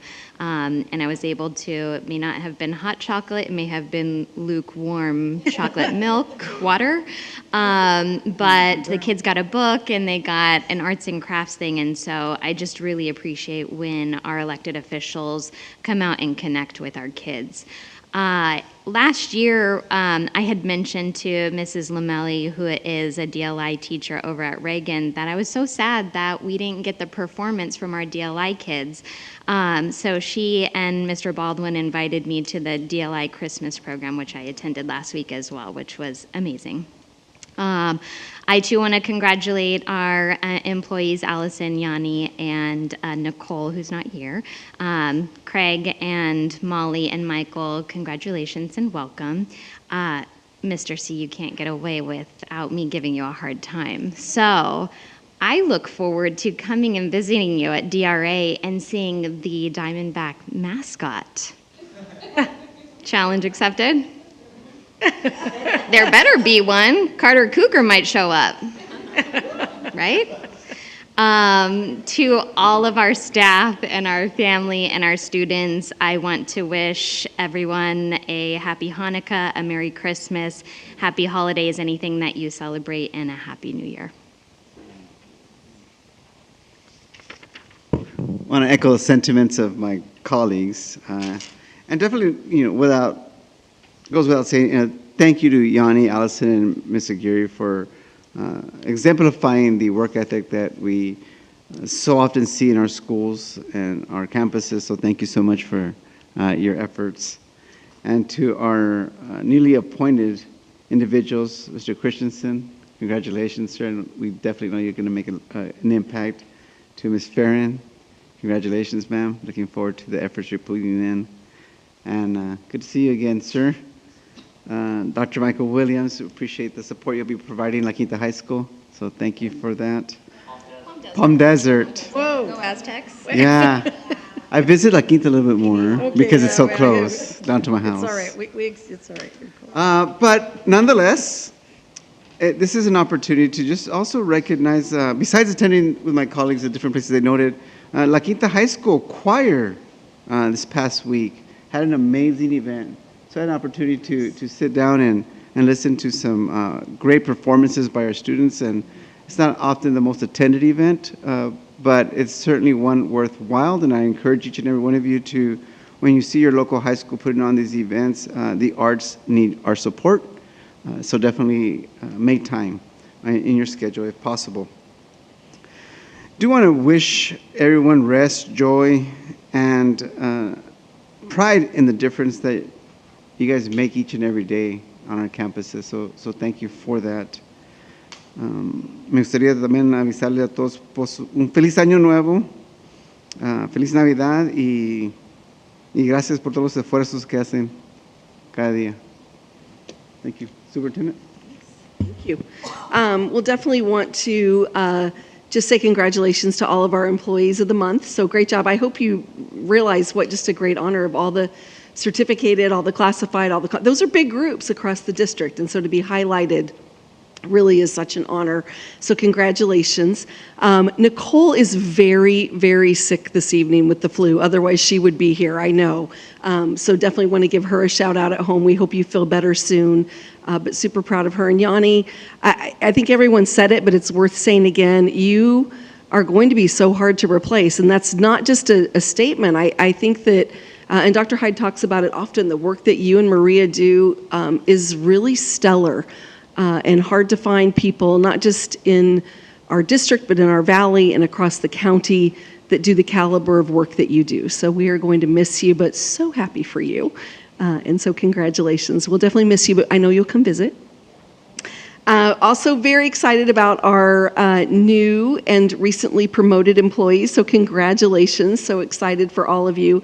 And certainly, Craig, you have everyone's just utter respect, and so excited to see what you're going to do at DRA. I just want to give a really quick shout out to Ernestina Frias, who is our central office librarian, works with all the other librarians in the district. And November was Literacy Month, and literacy is a huge focus for us in Desert Sands because we understand the impact that it has on a student's entire career if they really by third grade are not able to read. It's a deal breaker. And so we are investing a lot of time and a lot of energy, rightly so, into ensuring that all of our students can read by third grade. And so in honor of Literacy Month, Ernestina and the librarians, I don't know if some of you saw them, but all across the district took to social media to highlight books and to highlight reading. And then parents got involved, which really thrilled me, in voting for which posts they like the best. And so Jackson won the contest, and they had Fuego come out this week, so I appreciate the Firebirds and their support of our schools, but they had a celebration there at Jackson to celebrate winning that literacy battle. But really just appreciate Ernestina and all her work. She's done some really incredible things elevating the importance of literacy, and I appreciate her a lot. And then just I want to echo happy holidays to all of our families and to all of our staff members. I constantly share how proud I am of Desert Sands and our staff, and you all work incredibly hard, but you pour out every ounce of who you are into our students and into our community, and that makes me so proud, but also makes me want to just encourage you to get so much rest over the break because you deserve it and you need it. But happy holidays. Thank you. This is a good time if you guys want to, those to celebrate and acknowledge those that have been awarded. This would be a good time to go out and enjoy some family time. Yeah, we'll go home and have a bit.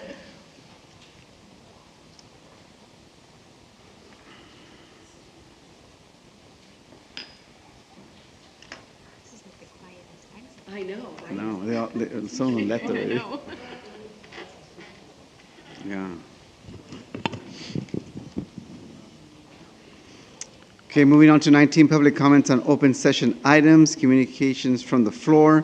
In accordance with Board Bylaw 9323, time is reserved during Board of Education meetings for public comment. Members of the public are invited to address the Board of Education in person during meetings on any item on the agenda or on any item matter within the board's subject matter jurisdiction. Each speaker is allowed up to 3 minutes with a total of 20 minutes allotted per item, including non-agenda items. Speakers are not permitted to cede or donate their time to others. The board president, with the concurrence of the board, may extend this time as needed. In accordance with Board Bylaw 9323.2 and the Brown Act, the board may not discuss or take action on any item that is not listed on the posted agenda. Please be advised that there is a possibility that some items discussed during public comment may not be developmentally appropriate for minors. We ask that parents use their discretion when choosing to remain in the boardroom during public comment. If you choose to leave the room, you may wait in the overflow location at the end of the hallway and will be notified when public comments have concluded. Are there any public comments? None? None tonight? Okay. 20, general functions, business services. There are 3 items in general functions, business services. Is there a motion to take them as a group or individually? So moved as a group, Horace. Is there a second? Second, Durant. Any discussion? Hearing none, calls for the question. All those in favor say aye. Aye. Any opposed? Any abstentions? Motion carries 5-0. General functions, educational services. There are 11 items in general functions, educational services. Is there a motion to take them as a group or individually? Motion to take them as a group, Pierce. Is there a second? Second. Uh, Second, Forrest. Second, Porras. Any discussion? Hearing none, calls for the question. All those in favor say aye. Aye. Any opposed? Any abstentions? Motion carries 5-0. 22, General Functions Personnel Services. There are 12 items for General Functions Personnel Services. Since these items are personnel items, our board member will not be voting, but she's not present. I make a motion that we take them as a group. Actually, can I make a motion? Can I make a motion to take 22.1 to 22.10 as a group? 22.1 to 22.10 as a group. Second on that motion? Okay.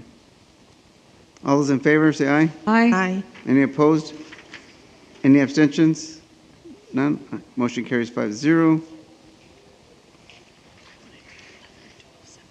Okay, so we'll go on with 11 and 12 separately. So, okay, do we have a motion for 11?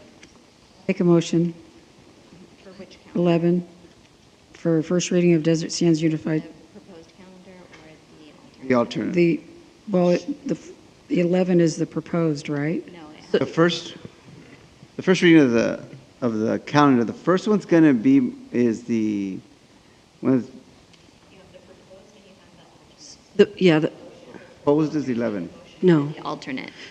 So item number 11 is for the 26-27 calendar. Under that, you can either vote for the proposed or the alternate. The proposed moved the PD date prior to school starting. The alternate keeps the PD date where it is.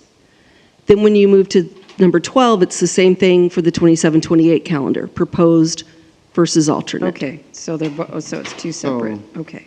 So do we have a Okay, let's so do a motion for So I make a motion for the alternate on 11. okay. So do we have a second? Keep it the same as it is the alternate. Okay, do we have a second? Trish Pierce? Second Pierce. Okay. Calls for the question. Any discussion? Me. Go for it. No surprise that I have a lot to say on this. I wrote down notes, so I might be a little repetitive or scattered, but I clearly have strong feelings on the calendar. I think I've made that very clear in the multiple times that I've discussed it. Being a part of the instructional calendar group and having talked to multiple people that were a part of that instructional calendar group, seeing these proposed calendars are disappointing. One thing that was, I literally feel like I'm in a game of the telephone game. Like what is discussed and what is everybody is in agreement on gets completely disregarded once it gets to the Joint Calendar Committee. So one of the things in having discussions since this was posted on Friday was the spring break. It was, from what I remember and everybody that I talked to, very unanimous that consistency. So when you're talking to a parent and you say, what's consistent? And everybody in that room, all, 40-ish people that were there, said, everybody we want the spring break to be consistent. One, we want it to be earlier. And two, we want it to be consistent. Do it the last week of March. Do it the first week of April. But be consistent. Because another thing that we see, at least I see, some of my friends have kids that go to school in one of our neighboring districts, or their spouse works in a neighboring district. This year, and I believe last year, neither of the neighboring districts' spring break matches up with ours. So they're either going to miss work or school in their district, or they're going to miss it in ours. And clearly from Jordan's presentation, none of us can afford for our kids to not show up to school.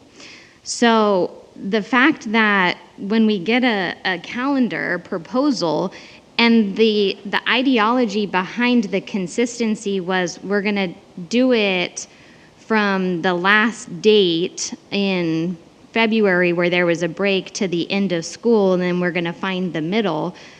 That's not what parents are looking at. That's not what they're looking at for consistency. If you do it the last week of March, that's consistent. If you do it the first week of April, that's consistent. Both of these two calendars have spring break in different weeks. One is the first week of April, one is the second week of April. That's not consistency that people were talking about in this group. Next, heat mitigation. I'm still bothered by the fact that in that instructional calendar group, we were given misleading information. So I would go to say, I guarantee you, the information that was provided to the Joint Calendar Committee did not have any sort of asterisks there that said, by the way, this was based off of misleading information that made it look like if we started later, there would actually be more heat mitigation days.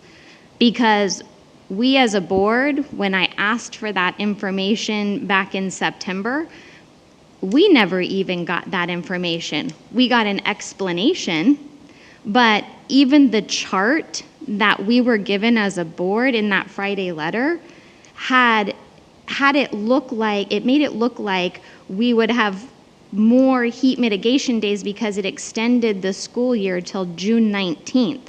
Not a single calendar that was proposed during that instructional calendar group went to June 19th.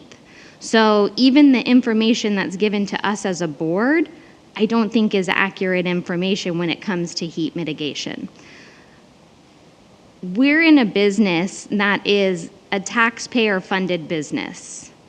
I'm in a position to hear from so many of those taxpayer parents, my constituents, that have voiced their concern about the calendar. They voiced their concern in the survey that we sent out 2 years ago. We didn't listen to them. We did not make the changes that the parents and even the staff, the majority, were asking for. The few parents that were able to be a part of the instructional calendar group due to the barriers of doing it in the middle of the day on a work day, their voices weren't heard either. And in talking to them, the ones that were there that I've reached out to, that's exactly what they're saying. They're saying it to me, they're saying it on social media. It doesn't matter what we say as parents, they're not listening to us. And that's disappointing and frustrating as a parent myself.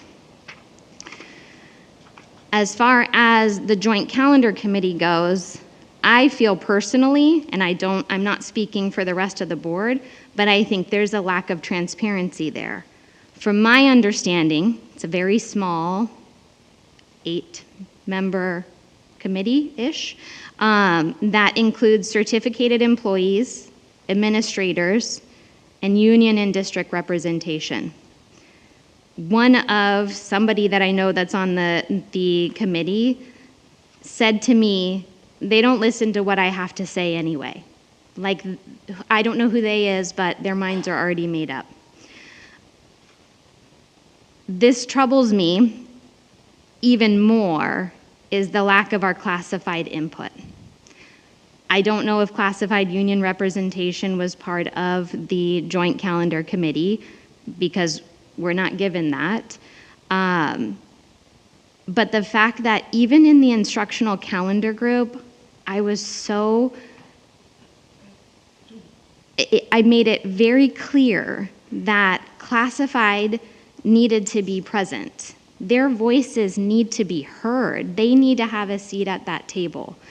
And even with classified union representation at the first meeting, classified staff wasn't invited until that second instructional calendar meeting.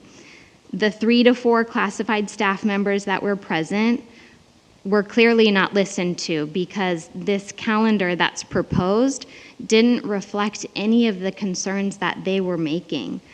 They're the ones that, when we're talking about heat mitigation, they're the ones working in it. They're the ones working in the trenches, and their voices, in my opinion, deserve to be heard.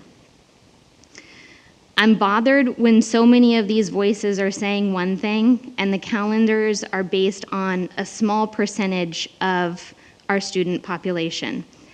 The ones that are in AP classes, the ones that are in IB classes, those are the ones that we're consistently talking about. To hear that this is what we've been doing, unless what we've been doing is perfect, that's a poor reason. We were presented earlier this year, since our calendar changed, since we moved that in the previous board, which I wasn't a part of, moved the calendar up, our IB pass rate has declined 20%. It's not working for them. It's not working, I can tell you, for my elementary school kids that are sitting in a multi-purpose room for almost a month and not getting recess, having to do PE and recess and everything all in one room, and to hear our classified staff members expressing how they're going home with headaches because of the noise and the amount of food waste, because the kids are so hot that they're not eating the lunches that they're getting. I mean, there's so many reasons to consider the heat mitigation more than I think we are considering it. And then last, I'm a politician that ran my campaign on the fact that I am a parent, and I'm directly impacted by our decisions up here. You can like me, you can like what I say, you can dislike what I say, we can disagree, and that's perfectly fine. But I will not be a politician that says one thing when I'm running and does something different when I'm sitting up here. I'm not pleased with the process. I'm not happy with the outcome. I feel like as a parent, and so many parents are voicing the same thing to me, that the transparency isn't there and that we're not being heard. Any further discussion?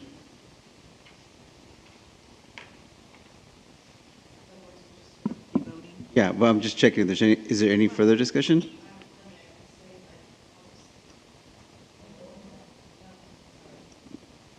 Okay, hearing none. We have item 22.11, motion by Porras, second by Pierce for the alternative calendar. All those in favor say aye. Is it the alternative or the proposed? It's the alternative. It's the alternative, the one that has the PD in October.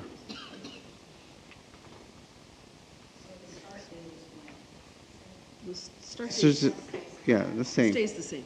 Talking 27, 28 one, right? The 26, 26. I got it. The only Before difference, school started anyway.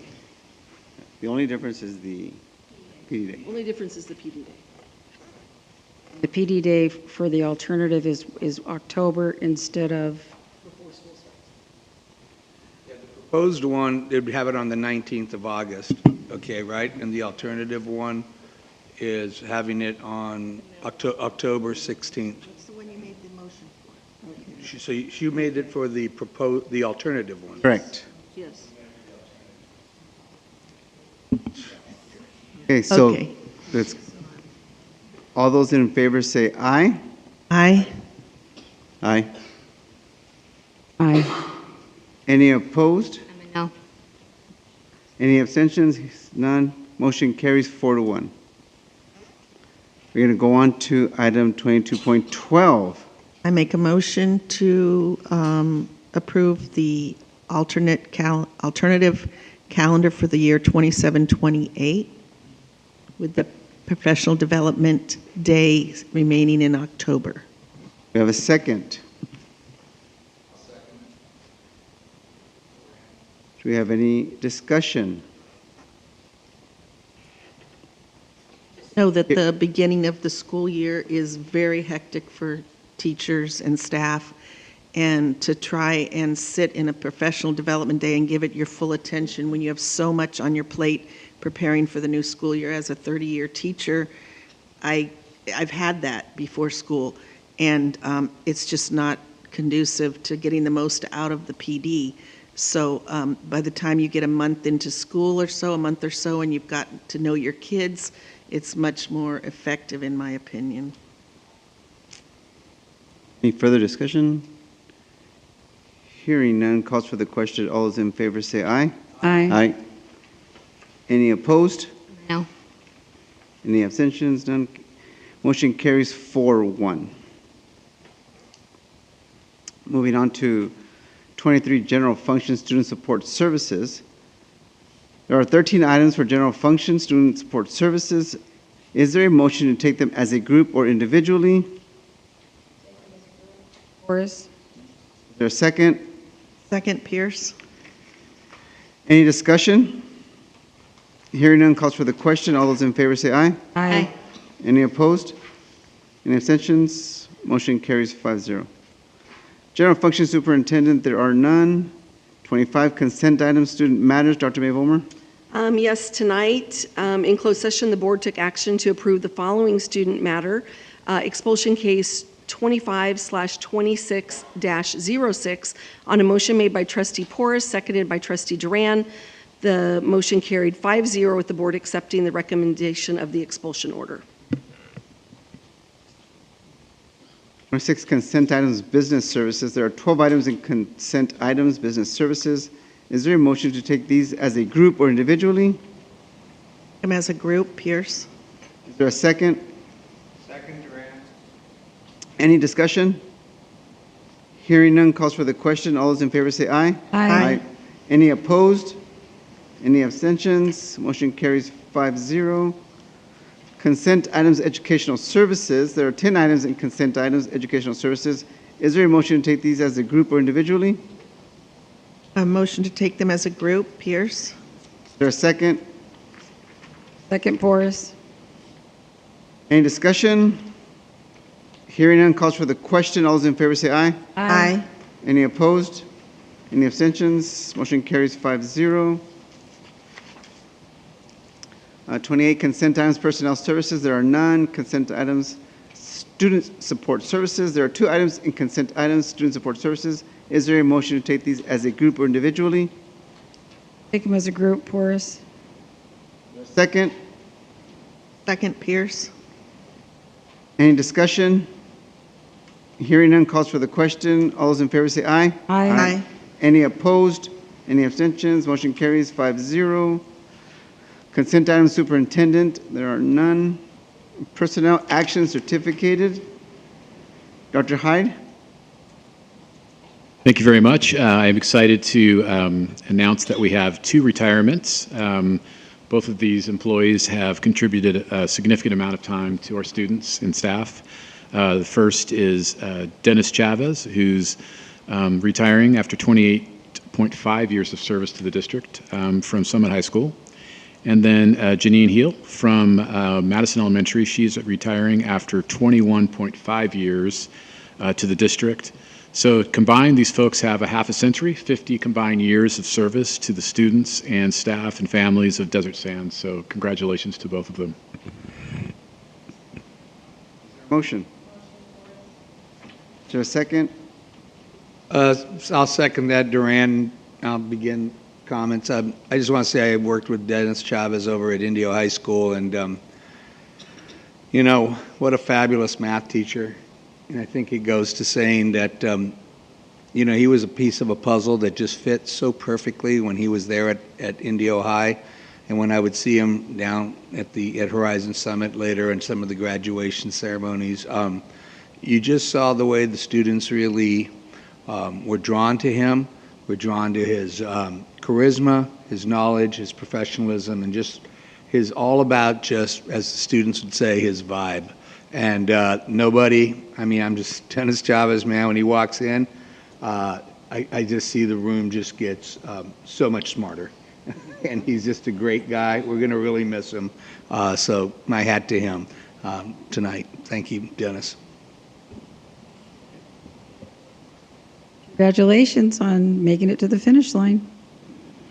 Enjoy your retirement. All those in favor say aye. Aye. Aye. Any opposed? Any abstentions? Motion carries 5-0. Personnel actions classified. Dr. Hyde. Okay, again, we have 2 retirements that I'm pleased to announce. These employees have served the district for an even longer period of time than our other folks. We have Hector Cisneros, who is retiring after 31 years of service. He's a groundskeeper too, and 31 years of service.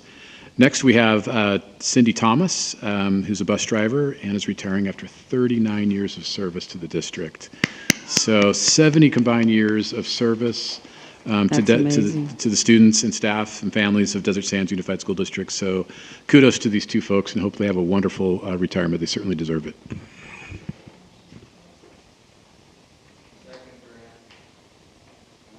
I just want to say, my hat goes off to bus drivers, especially 39 years. That's amazing.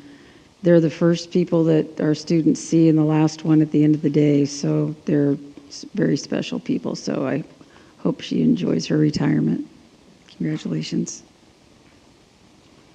Shout out to Hector. I grew up with him since I was a little one. So congratulations to him and his family. Wish him the best of luck in retirement. So all those in favor say aye. Good. Aye. Any opposed and any abstentions? Motion carries 5-0. Call out closed session items, actions. Dr. May Vollmer. Yes, tonight in closed session, the board took action on settlement authority for claim number 25-L-02 on a motion made by Trustee Alvarez and seconded by Trustee Porras. The motion carried 5-0 to approve the settlement authority.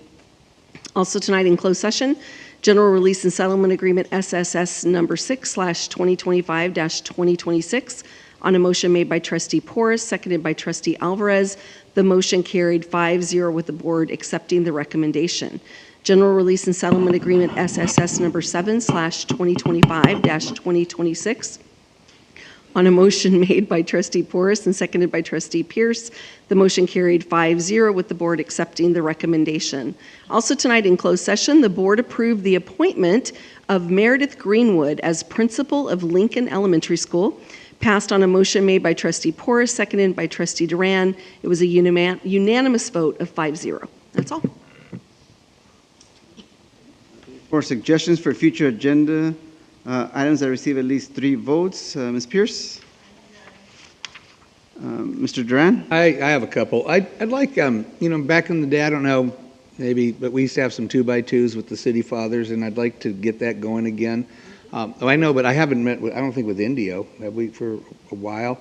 And I think I'd like to, at least put that forward. And just a couple things, and I'm going to say it. Let's just say safety in our roads, and I put here also the vandalism issue at our schools. Okay, so those are 2 of the main things.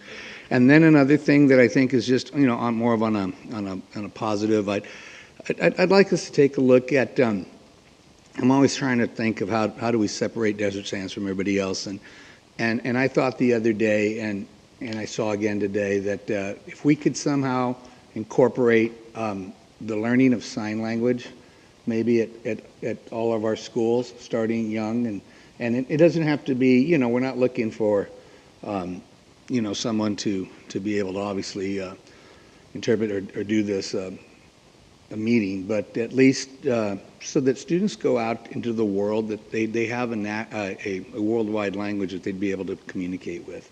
And I don't know, anyway, just a thought out there that we can incorporate it. I know a lot of times, and we've talked about how certain core curriculums get impacted because, let's say, for example, science teachers with the health and PE people with the health, and, all these things get a little bit, but this is one I think that we could start training staff and make us something that, just separates us from the rest of the folks. So I don't know. I hope that some other people would be interested in something like that. Okay. There's some teachers that, teachers or staff members that happen to know some, and in elementary anyway, they do incorporate some in their classrooms just because they know it. And it's really cool to see the kids feel proud to know, I know 5 or 10 words, and sometimes they'll even have performances where they sing the song and do the actual sign language. And it's a kind of teaching moment, like when we have the deaf and hard of hearing classes we had at Earhart, when the county classes are on our campus, that you're aware that there's the students with the implants or hard of hearing, and it makes them feel more included and so forth. So it's a good idea too.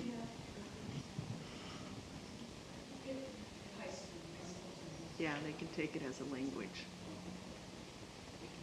Starting Or when the they're younger. elementary, you know, Yeah, so like- get them introduced Yeah, to it. that's a good idea. Just basics. Yeah. Yeah. I have nothing. Nothing. And I have nothing. I have announcements. The next regularly scheduled meeting of the Board of Education will be January 20th, 2026 in the District Education Boardroom, 47950 Dune Palms Road, La Quinta, California. 36, we do not need to reconvene to close session. Adjournment motion to adjourn? Oh, we don't need that. You No? just say Okay, adjournment at adjourned at 9:09. 9:09.